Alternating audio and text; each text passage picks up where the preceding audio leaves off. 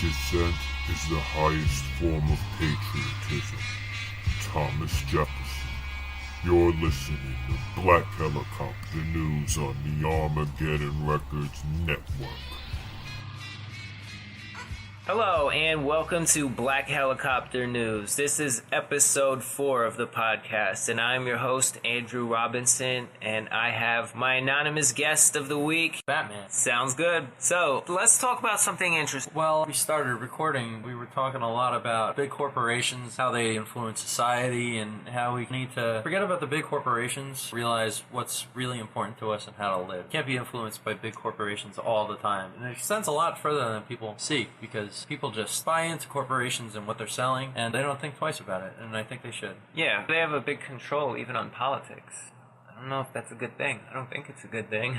I don't think it's a good thing either, because obviously once a corporation gets too much power, they can start influencing whoever they want. Teddy Roosevelt was a trust buster, and he put them where they are, but I don't see any authority figures coming. There's no modern day trust busters. No, there's not, and I kind of think there should be, because, like I said, it reaches further than what we realize. Just the fact that we at least see the importance of that need for some modern day trust busters. That's got to be like at least a good sign of hope for future. Hopefully more of this new generation will be influenced by these kind of points of view we're spreading, because commercials pretty much brainwash you, and the TV, the same thing. It doesn't help expand your mind. Literally just trying to keep you buying what they want to sell. Right. Well, you got a strange distribution of wealth in the country that everybody knows about. Some crazy percentage at the top is owned by maybe, 100 people. And then you got what's left of the middle class, and you have the people in poverty. We are a class society, and we should be, which I understand. You need those levels to have a functioning society. Yeah. But if it's all at the top, then you're screwed. Yeah, I've heard things like almost every news organization is owned by a handful of corporations, own hundreds and hundreds of subsidiaries, and everywhere. There was a big merger with Heinz and Kraft, I think, just recently too. There like was. all of these just major corporations are just merging, even with the media. That's what's happening there now. All of these things end up being owned by the same people. It's like then when you start stepping back and looking and you see like all of this stuff that we are agreeing is problematic, stuff we need to fix, it's all coming from these small group of people that are doing this. And it's all behind the scenes, and they have enough money thanks to their control over society and what they provide society with. They have enough money to cover it up, so nobody's really looking into who's behind it, and we know the CEOs of the company, and we know who they are. We don't know specifically what goes on behind the scenes, and like you said, they have the influence over the media, and because of that influence, they can direct what society is subjected to, and they can brainwash you into whatever they think that's good for them, because that means citizens could think that buying their products are necessary when it's really not, and that's the path to forgetting how we should be living. That's a path away from happiness and into needing things and a society based on needs. Voting with your dollar, supporting the independent, local, mom and pop stores, just the people. Like, it's now become the people on one side and the corporations. Right. I walked into Times Square a couple of weeks ago, and I was looking around, and you know how it's all catered to tourism with big lights and everything, but I was looking around, and I saw Applebee's, the Hard Rock Cafe, Friday, a lot of these chains that are lit up in lights, and you got that big Coca-Cola emblem on that large building right there. Yeah. And you see advertising everywhere. I'm not too big of a fan of advertising, even though I realize it's necessary, but you said the mom and pop stores, granted they wouldn't necessarily be in Times Square, but all this publicity, all these corporations and big lights, it's flushing these mom and pop stores out of areas like New York where they're so vital to the culture, and they're taking over.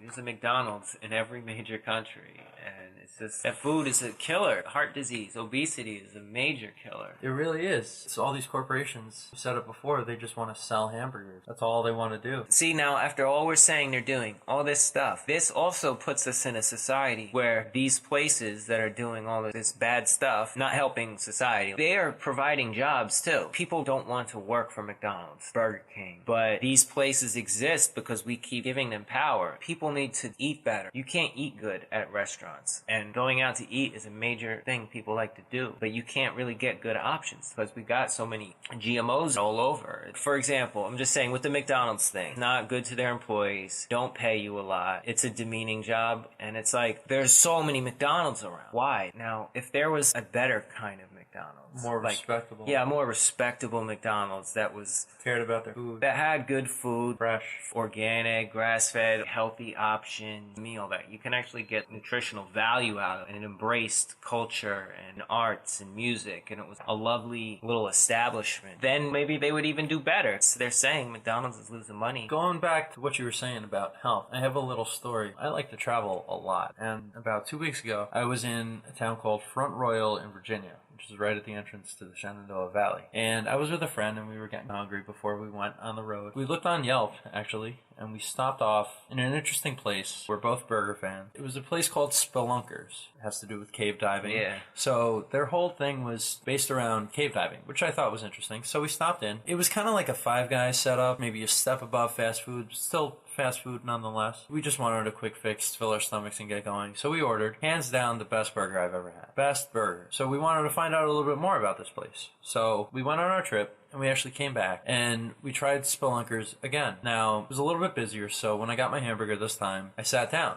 and my friend went to the bathroom, and I started talking with the guy who was in the booth next to me. This is all in the mountain region, and this man lived on the mountains. He actually used to live in New York, he was telling me, but he was really adept at mountain culture. And he was telling me that he eats at this place, Spelunkers, at least once a week, despite it being a fast food kind of chain. What I found out was that it actually isn't a chain. It's the only one in existence, even though I think it shouldn't be because the food is so good. But the reason the food is so good is because I got out of this mountain, man, was that all the beef is fresh. It comes locally. They know where they get the beef from. They care about their food. They prepare it great. And the fast food vibe that I'm getting from it is just an atmospheric kind of thing. It doesn't necessarily mean that the food is bad for you. Like I said, the beef is all local. You know where it comes from. You know it's good. And you know they put effort into their food. And the same can't be said about McDonald's and these other fast food chains. And that's what's destroying the country. Yeah, you can have a meal at McDonald's. It's over 1,000 calories, and it's just one meal of your 3 meals for the day, and you're supposed to take in 2,000 calories a day if you're not really that active. That's half your day right there. Yeah, just putting on obesity. Right, and it's all for money. These corporations, especially fast food, they don't care about your health. It's almost like a drug deal in a way, because obviously to the people that like McDonald's, they go to there a lot and they keep coming back, so it is kind of like a drug. Well, people say it's a psychological thing. When you eat a Big Mac, it's a fix, a temporary fix. These people love it so much that they keep ingesting it because it's so good and they need food to cope with whatever's going on in their life. Let me ask you this. What do you know about GMOs? Did you hear about the studies where the 3rd generation of the rats eating GMOs were filled with cancerous tumors? I haven't heard anything about that. But what is your opinion on GMOs? Well, I don't know too much about them, Okay. but I did used to be involved in the food industry a little bit, and I found out that a lot of major corporations are just genetically modifying all kinds of materials. Either way you look at it, that can't be good, because it's not fresh, it's not local, it's modified, and it's just not natural.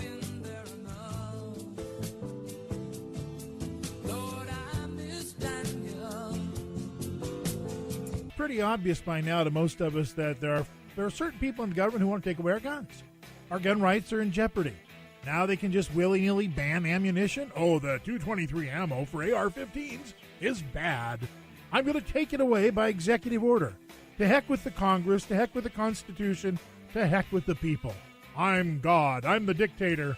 I'm running a banana republic. I don't know what the guy's thinking up there in the White House.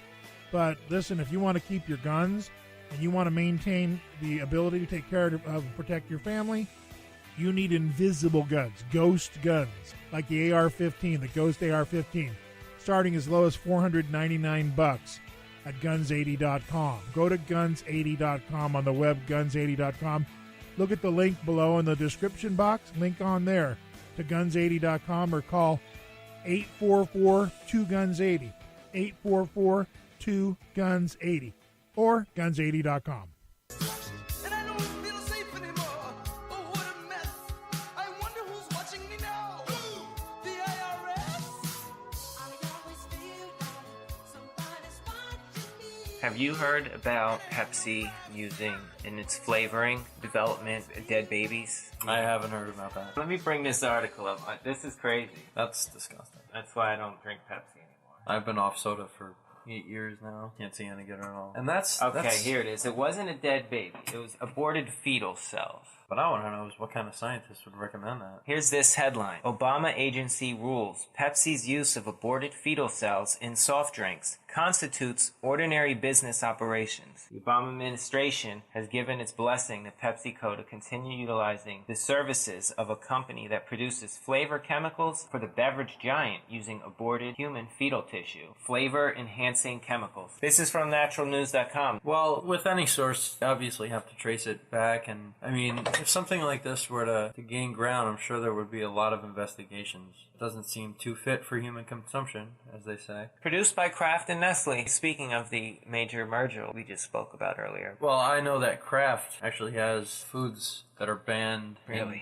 deemed unfit for human consumption across the waters on other continents, specifically Europe. All I'm saying is if it's not good for them, then it's not good for me, because as far as DNA is concerned, we're not far apart at all. I don't want to eat anything that they think is unsafe for them. See, Kraft rules over America. 70% of all grocery store items are owned by Kraft, surprisingly. Because of that, they have a monopoly over the grocery industry, and they can just put whatever they want in our food. And as we know, the FDA doesn't exactly regulate that. And all these companies are against the movement to have GMO labeling. Well, I believe Vermont was the first state to do that. They actually put that into effect. Bernie Sanders, one of my personal favorites. He's an independent, even though I think all politicians are corrupt, but still. Yeah. That's a step. I think having the labels on what's in your food is really good. I have one rule that I think everybody should follow. If you can't pronounce it, don't eat it. If you don't know what the word is, don't eat it. And sadly, that's on the back of pretty much every label there is. Except your average fruit and vegetable. Well, I guess you gotta eat a lot more of them. Not to say that we have any time on our hands, because we work so much, but I would recommend growing your own. Absolutely. Having your own garden, treating it as if it was a member of your family. What do you know about fluoride in the water? I don't know anything about that. Just to attach it to the GMOs and the bad food. It's funny because the companies that sell the bottled water, you gotta pay for the water without all the fluoride and chemicals in it. Nestle, Nirvana. You go to your tap water, you're getting fluoride. There's studies in Harvard, studies confirming that fluoride makes you fat, lazy, unmotivated. This is just some of the things that can cause neurological damage, kidney damage. Fluoride is literally a byproduct of atomic bombs. They have no way to get rid of the fluoride that they had as a result. And I had a professor that used to work at Merck. He used to say, the solution of pollution is dilution. They want to get rid of this byproduct of an atomic bomb that is a toxic chemical. They're diluting it into our water supply, and they get rid of it. And we ingest it, and it makes you docile. And then there you go. You're drinking all this water. It's even in sodas. And then when you're drinking this every day, constantly filled with fluoride, it dumbs you down. It makes you docile, less likely to challenge the corporations. It's almost like they're drugging us, and essentially they are. Fluoride is a very bad thing. I can't say whether that's intentional or not, putting fluoride in water. I'm sure people would like to think it is, especially conspiracy theorists. While that is a pretty interesting theory, I personally haven't seen any signs of it affecting me. I drink tap water all the time. Being Batman, I have to exercise my willpower more often than most other people, so I am always doing things. But I won't lie that I see most of the American culture just kind of docile and being content with things and being lazy. I'm not sure if that's a byproduct of the fluoride or working too much, or our culture of working 8 hours, driving home and sitting down in front of the television. That, I think, is the main culprit when it comes to not fully using your mind's power to motivate you and inspire you. Right. But as for the fluoride, that could be a serious issue, and if they did look into that in Harvard, then it should break out and make this is recent. Some places have been able to take it out, but it's a fight. They put it in, and they're keeping it in. They're not turning it off, and they're not turning off the GMOs. They're not turning off the corporation's powers. Full blown.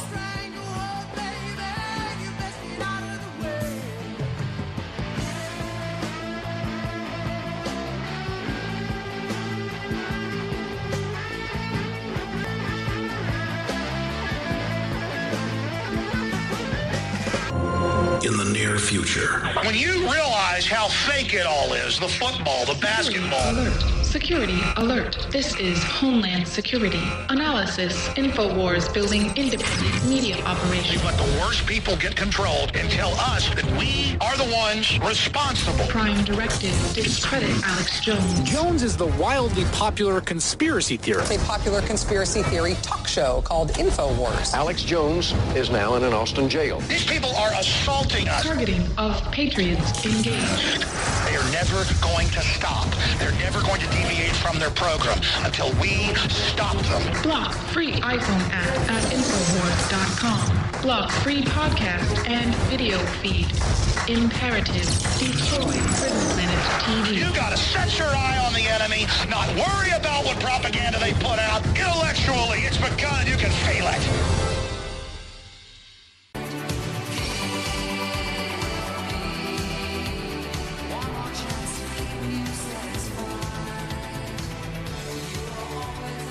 Well, if you want to talk about bad things getting into our water supply, you might have heard of the Keystone Pipeline. Yes. They want to put it from Canada down to Texas, I believe it was, running through all those states. Fact is that most pipelines that run through states have a chance of exploding and failing. And That would be a major disaster, ecologically speaking. And it's happened before, and with a pipeline of that magnitude, the only reason I can see that they want to put it in is for economic purposes, and that means giving more power to corporations so they can profit off of it. The basic principle behind it is profit. Yeah, and we're going to hit peak oil, and oil's going to be a fuel of the past anyway. But yeah, you're going to keep destroying for profit instead of trying to focus on new technologies, new fuels, solar, wind. We need a new fuel source. Right, basically, why risk the safety of our environment, which we all view as apocalyptic? We see a lot of bad things coming into the future, and we want to, quote-unquote, stay green, be green. That's not the way to do it, by putting a disastrous pipeline. I can't see any reasoning behind it besides, as I said, company profit. So if we really want to risk our environment's safety just for the sake of maybe boosting the economy and keeping competition with China, I'm not for it, because as far as I'm concerned, China can have the wealth. Maybe not so much of it, but I don't think falling back and harming our environment is the best course of action. Yeah, I agree. I consider the planet a living organism. Just like a human body is a living organism, when you have a virus or illness, your body reacts to it in a tumultuous way to